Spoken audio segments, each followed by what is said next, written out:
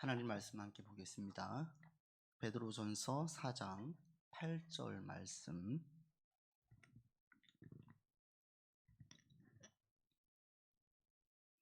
베드로전서 4장 신약성경 맨 뒤에 381페이지에 베드로전서 말씀이 있습니다. 4장 7절 8절 우리 두 절 함께 읽어볼까요? 베드로전서 4장 7절 8절 합독하겠습니다. 만물의 마지막이 가까웠으니 그러므로 너희는 정신을 차리고 근신하여 기도하라. 무엇보다도 뜨겁게 서로 사랑할지니 사랑은 허다한 죄를 덮느니라. 아멘. 함께 다시 한번 합독하겠습니다. 만물의 마지막이 가까이 왔으니 그러므로 너희는 정신을 차리고 근신하여 기도하라.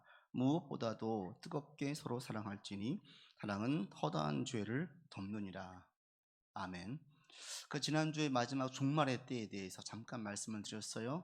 초대교회에는 모두 다 곧 세상의 종말이 온다, 이런 임박한 종말 사상을 가지고 있었고, 그러할 때에 오늘날 많은 이단들, 사이비들이 이야기하는 마지막이 가까이 왔으니까 산에 가자, 신혼 입고 기도하자, 이렇게 하지 않고 오히려 마지막이 가까이 왔을 때에 자기 삶에서 더 충실한 모습을 볼 수 있었습니다. 그리고 마지막이 가까이 왔으니 어떻게 해야 될까요? 라고 물으니 사도 베드로가 권면해 주기를 7절에 기도해라 그랬어요. 그리고 기도에는 크게 여러 가지 나누어진다라고 말씀을 드렸죠. 우리가 보통 기도는 하나님과 대화예요. 대화를 할 때 보통 알기 위해서 대화하는 경우도 있고, 그 사람의 무엇인가를 구하기 위해서 대화하는 경우도 있고, 그리고 우리가 무엇인가 그냥 도움을 구할 때 그 뜻을 알기 위할 뿐 아니라 도움을 구할 때도 우리가 대화를 나눠요. 그럴 때 오늘 본문에 기도하라는 것은 하나님의 뜻이 무엇인지, 간구, 간청, 무엇인가 주십시오, 또 교제의 의미가 아니라 하나님의 뜻이 무엇입니까? 이걸 물으라는 거죠.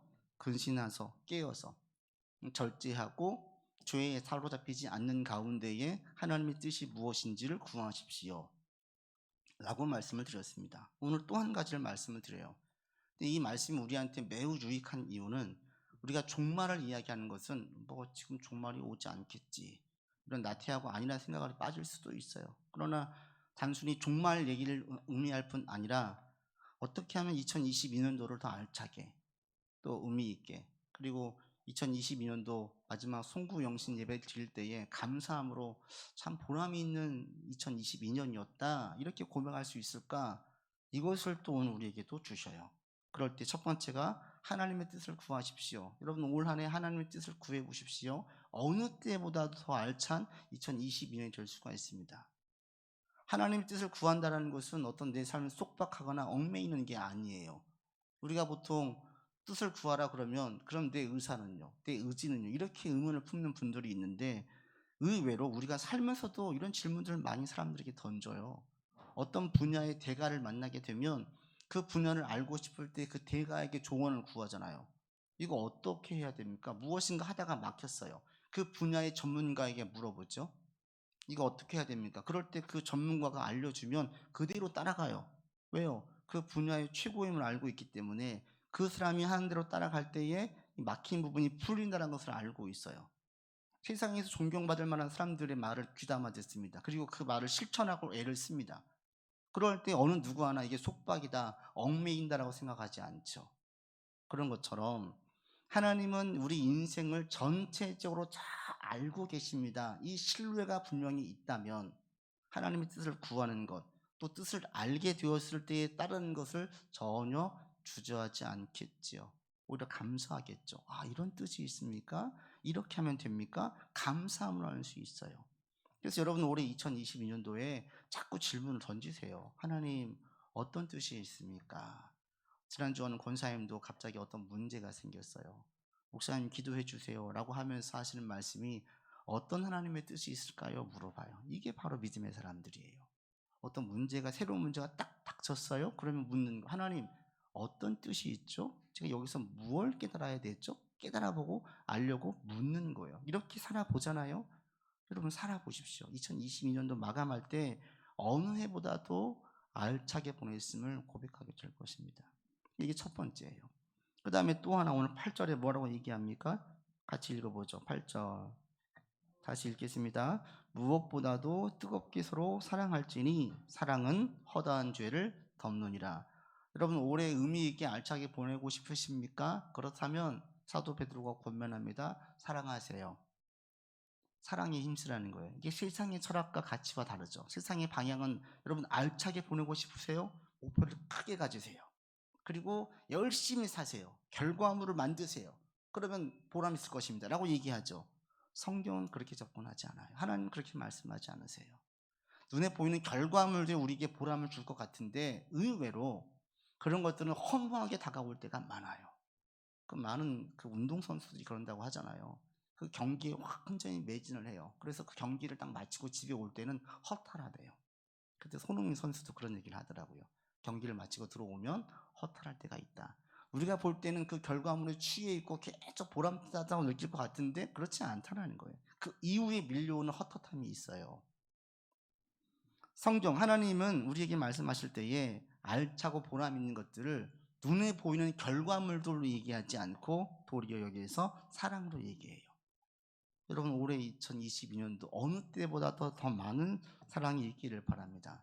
그럴 때 무엇보다도 이것은 사랑의 중요성을 말해요. 뜨겁게 사랑해라. 뜨겁게라는 게 뭐냐면 힘껏 노력하라는 뜻이에요. 전심전력해서. 사랑에도 여러 가지 유형이 있죠. 가장 우리가 볼 때 뜨거운 사랑, 아주 열렬한 사랑, 그리고 화끈한 사랑이 어떤 사랑이에요? 감정에 이끌리는 사랑이에요. 연인들의 사랑을 보십시오. 아주 무서워요. 이목을 집중시켜요. 그런데 또 하나 이런 감정적인 사랑의 무서움이 뭡니까? 이 감정이 식어지면 원수같이 대해요. 얼마나 무서운지 몰라요. 어제까지 그렇게 뜨겁게 사랑했던 사람들이 오늘은 법정 소송에 가서 그렇게 날선 비판을 하고 상대를 공격해요. 감정의 사랑이라는 것은 뜨거울 수도 있지만 이것은 깊지 못해요. 부부의 사랑도 마찬가지죠. 감정적인 사랑이 동반됩니다. 그러나 감정만 가지고 가정생활이 이루어집니까? 절대 그렇지 않아요. 눈에 보여지는 감정적인 사랑은 오래가지 못하지요. 이게 씻고 나면 더 깊고 진한 사랑이 있어요. 본문에서 말하는 사랑이라는 것은 당연히 이 아가페의 성경적인 사랑입니다. 이 성경적인 아가페의 사랑은 우리의 노력이 함께 들어가요. 전심전력하는 힘이 들어가요. 올해 그냥 마음이 동원한 대로 사랑해 볼까? 이게 아니라 누군가를 대상을 놓고 힘써서 내 의지로 막 사랑하려고 애를 쓰면 그때 여러분 삶이 보람을 느낀다는 것입니다. 이 아가페의 사랑의 대표적인 게 부모가 자녀를 향한 사랑이죠. 어느 부모도 자녀가 아프다고 그냥 방치하는 부모가 없듯이 아무리 피곤해도 자기가 아무리 지쳐 있어도 날밤을 새고 일하고 왔어도 아이가 펄펄 끓으면 자기 지친 몸을 이끌고 병원으로 향해요. 이게 부모의 사랑이에요. 감정이 동하지 않아요. 안 가고 싶어요. 그러나 의지적으로 일으켜서 가는 거예요. 이런 사랑에 또 하나 연예인들 보니까 이런 사랑적인 사랑을 하고 있는 그 찐친이 있더라고요. 예전 핑클의 그 성유리하고 이진 이 두 사람이 그렇게 아주 서로 사랑을 해요. 얼마나 서로 사랑하는지 일주일에 몇 번 만나십니까? 그러니까 많이 못 만나요. 뭐 좀 있을 때는 일주일에 4번 5번 만나고 스케줄이 없을 때 6번밖에 못 만난다는 거예요. 주일 빼고 매일 만난다는 거죠. 주일은 예배 가야 되니까 못 만나고 나머지 날은 시간만 되면 만난대요. 둘 다 결혼을 했어요. 이진 씨가 결혼해서 뉴욕으로 살고 있었어요. 촬영차 성유리 씨가 뉴욕으로 갔어요. 둘 다 만나기 위해서 설레서 잠을 못 잤대요.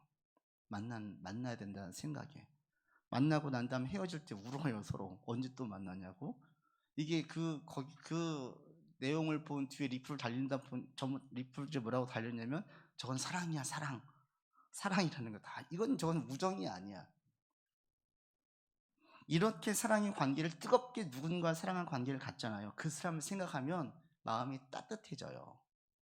그 삶을 헛살지 않은 느낌이 들고 알차다는 느낌이 들어요. 누군가를 뜨겁게 사랑하면 그 시간들이 우리를 알차게 보냅니다. 지난번에도 제가 중고등부 때 사역했던 아이들이 커서 지금 30대가 다 됐어요. 그 친구들이 우리 교회에 이제 다시 하니까 왔어요. 온 다음에 그때 얘기를 또 하는 거예요. 그때 목사님 진짜 고마웠어요. 목사님 덕분에 우리가 신앙을 잘 유지할 수 있었어요. 그렇게 얘기해요. 돌이켜보면요, 제가 그때 정말 뜨겁게 그 아이들을 사랑했었어요. 사례비를 아이들에게 다 쏟았어요. 막 우리 분식집에 툭하면 분식집에 갔어요. 애들이 매일 막 사무실로 찾아왔었고, 아이들 시험 기간 되면 같이 교회에서 식당에서 오픈해가지고 독서실 하면서 막 쉬는 시간 때문에 먹였었어요. 그게 그렇게 좋았었어요. 뜨겁게 사랑했었는데 지나고 나니까 지금도 십수년이 훨씬 지났는데 그 얘기를 해요. 저도 그때를 생각하면 뿌듯해요. 보람차 있어요. 누군가를 뜨겁게 사랑할 때에 그 시기가 있잖아요. 우리를 되게 알차게 만들어요. 여러분 올해 그래서 뜨겁게 사랑하는 한 2022년도를 만들어 보십시오. 모든 사람을 사랑할 수는 없지만 우리가 한두 사람을 사랑할 수 있어요. 그리고 그 사랑에서 절대로 제외시키면 안 되는 사랑 대상이 여러분 식구들입니다. 부모님, 자녀들, 또 우리 배우자, 절대 빼놓을 수 없어요. 어느 해보다도 가까이 있는 여러분들을 뜨겁게 사랑해 보십시오. 그러면 이렇게 맞춰진 2022년도는 대단히 보람차고 알찼다라는 고백이 저절로 나오게 될 것입니다. 여러분 가까이 만난 사람들 귀히 여기면서 한번 사랑해 보십시오. 달라요. 내가 의지적으로 무엇인가를 드리고 쏟아 보십시오. 그때 얻어지는 풍성함, 내가 얻는 유익은 매우 충만합니다. 그 다음에 우리가 또 하나 보십시오. 뜨겁게 사랑하라고 이야기합니다. 그러면서 사랑을 할 때 강조할 게 하나 있습니다. 8절 하반부를 보십시오. 사랑은 어떻게 한다고 해요? 허다한 죄를 덮는다고 얘기해요. 뜨겁게 사랑하는 거 하면 보통 뭘 생각합니까? 헌신, 희생, 섬기는 것, 대접하는 것, 이거 생각하잖아요. 그런데 사도 베드로가 말씀하실 때에는 사랑해라, 사랑하는데 어디에 딱 초점을 두고 있냐면 죄를 덮어라. 네가 진짜 사랑하려면 덮어주라는 거예요. 죄를 덮어주래. 덮는다라는 뜻은, 원뜻은 가리는 겁니다. 뭐 담요 같은 걸로 무엇인가를 덮어버리면 안 보이잖아요. 그런 것처럼 그 죄를 덮으라는 거예요. 이게 사랑이라고 얘기해요. 이 죄라는 것은 소극적으로 좀 작게 보면 상대의 허물일 수 있어요. 허물을 덮어주는 것. 여러분, 이것이 우리의 삶을 알차게 만든다라고 얘기하고 있습니다. 우리는 허물을 말하는 것과 덮는 것을 별로 사랑과 연관시키지 않는데 성경은 그렇지 않습니다. 우리 주변에 허물을 덮어주는 사람이 있고 허물을 말하는 사람이 있어요.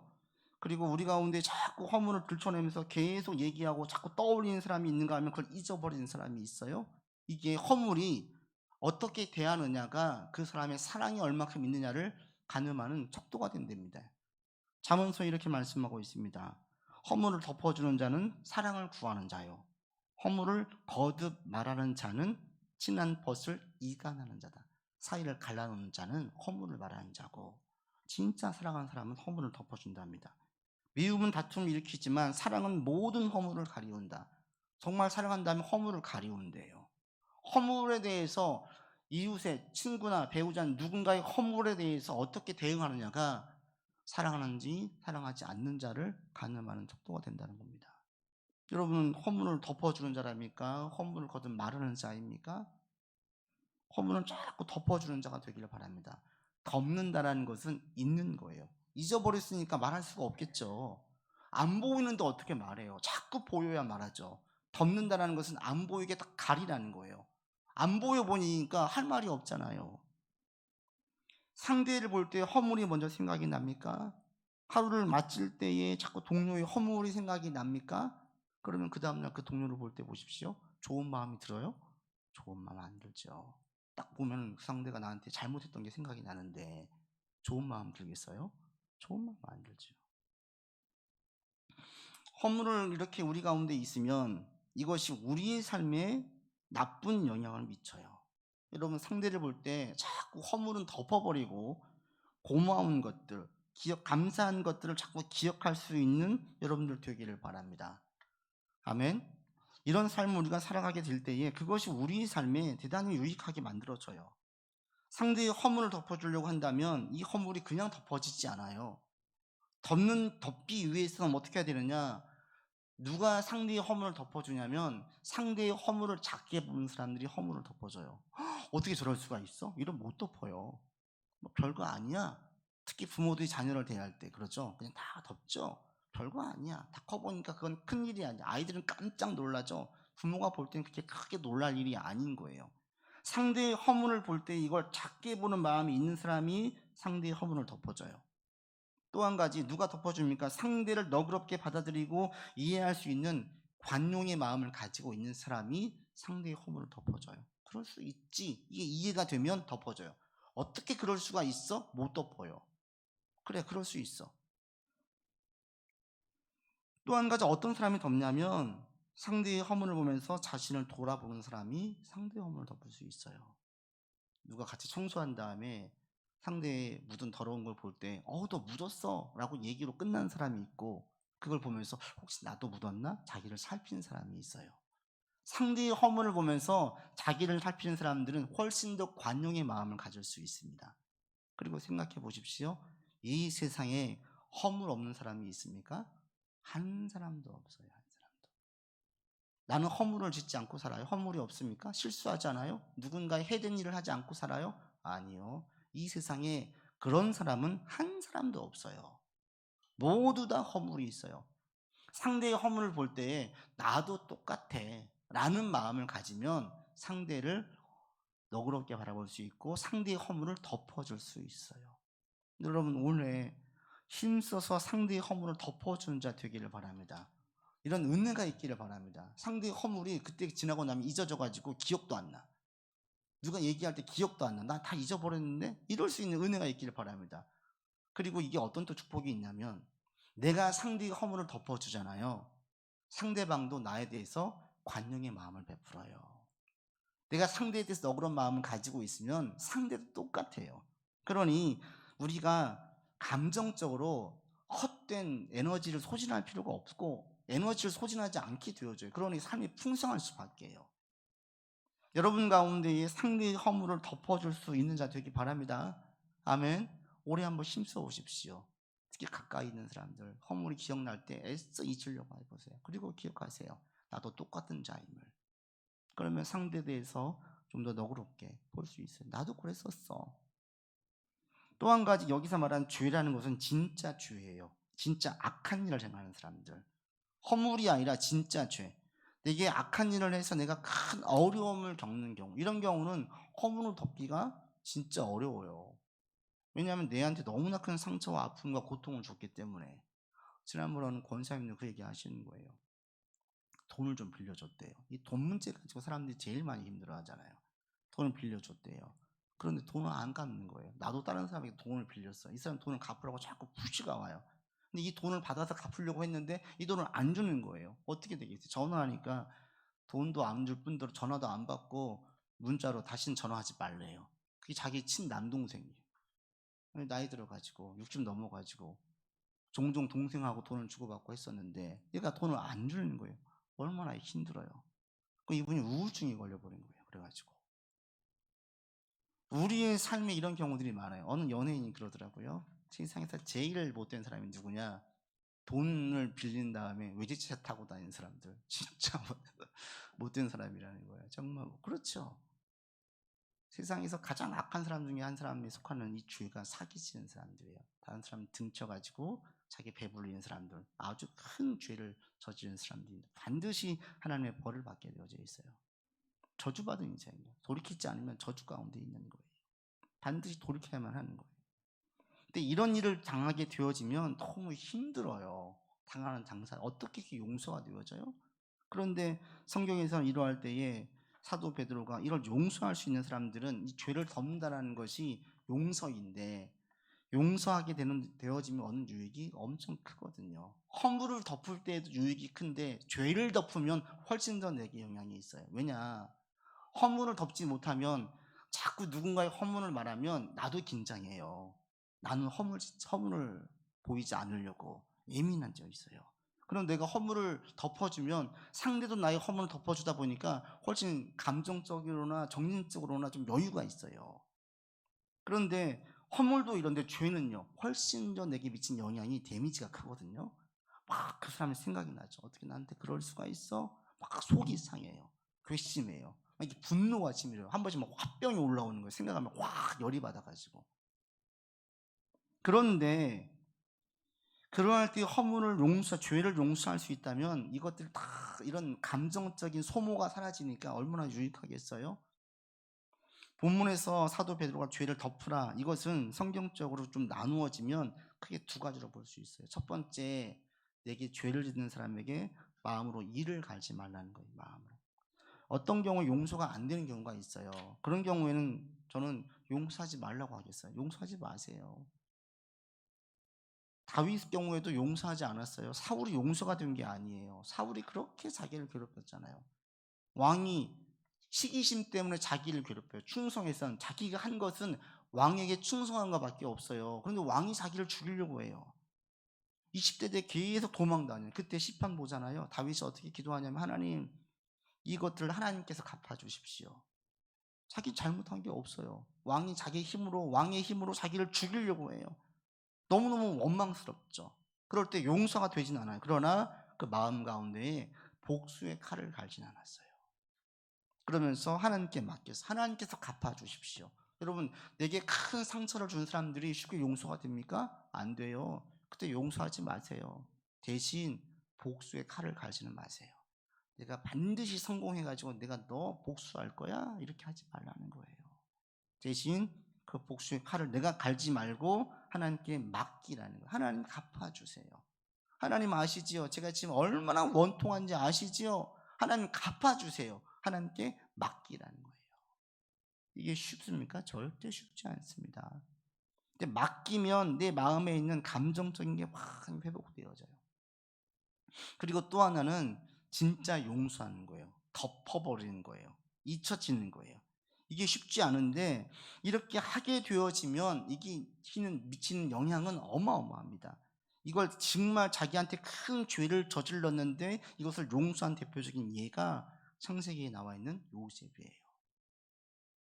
요셉의 형들이 요셉에게 씻을 수 없는 상처를 줬죠. 요셉의 한 일은 좀 잘난 척한 적밖에 없어요. 아버지가 자기를 특별히 편애하니까 형들한테 잘난 척 좀 했어요. 그렇다고 이것이 자기를 노예로 팔 정도로 나쁜 짓 한 건 아니잖아요. 지금으로 말하면 저기 멸치잡배에 팔아버린 거예요. 공상에다 팔아버린 거예요.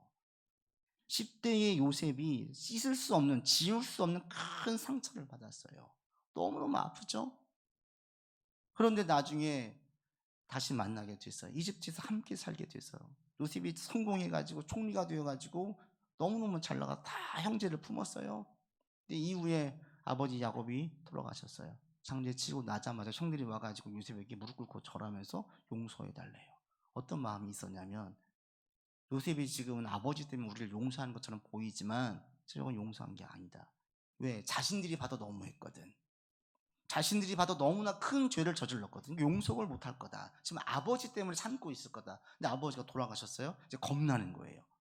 요셉의 말 한마디가 다 자기를 좀 감옥에 보낼 수 있고 전부 다 그냥 완전히 망하게 할 수 있거든요. 국무총리가 되었으니 막강한 힘을 가지고 있는 요셉이 두려운 거예요. 그래서 와서 빌어요. 제발 아버지 생각해서 우리를 용서해달라고. 그때 요셉이 어떻게 합니까? 울어요. 왜? 요셉이 진심을 몰라주니까. 요셉은 진짜 용서했거든요. 울어요. 그러면서 진정한 화해가 이루어집니다. 여기를 보면 어떻게 용서할 수 있나 이것을 알 수 있어요. 요셉이 어떻게 용서할 수 있었습니까? 요셉이 깨닫게 되어지는 거예요. 형들은 자기한테 못된 짓을 했어요. 진짜 나쁜 짓을 했어요. 이건 알아요. 없는 척한 게 아니라 그런데 기가 막히게 하나님은 이것을 다 버무려 가지고 자기가 애굽의 국무총리 되는 데에 사용하셨어요. 그리고 지금 되어서 돌이켜 보니까 형들이 못된 짓을 했지만 그게 자기한테 대단히 유익하게 되었어요. 아, 큰 그림에서 보니 우리 모든 식구를 지금 이곳으로 인도해서 여기서 안식하게 하려고 주님께서 인도해 주셨구나.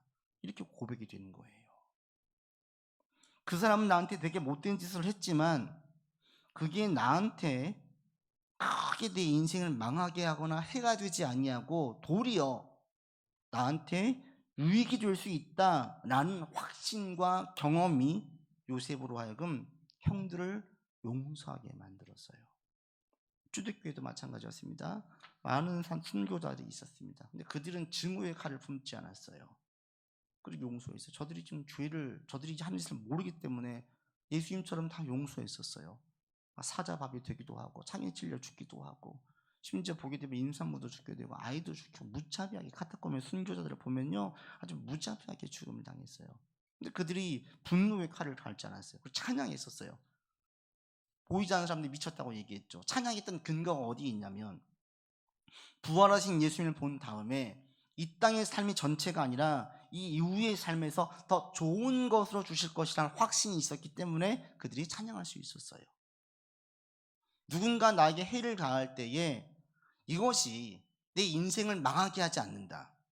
하나님은 이것을 모든 것들을 통해 가지고 나한테 유익이 되게 하실 것이다 라는 확신과 고백과 경험이 있으면 그 상대가 용서가 되는 거예요. 좀 여러분들에게 이런 은혜가 있기를 바랍니다.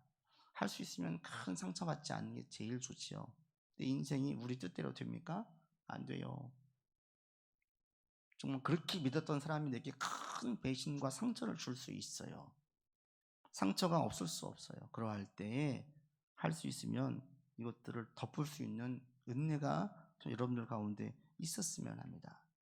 이게 죄를 덮어주면요, 앞서 말씀드린 것처럼 허물을 덮는 것보다 더 큰 영향이 있어요.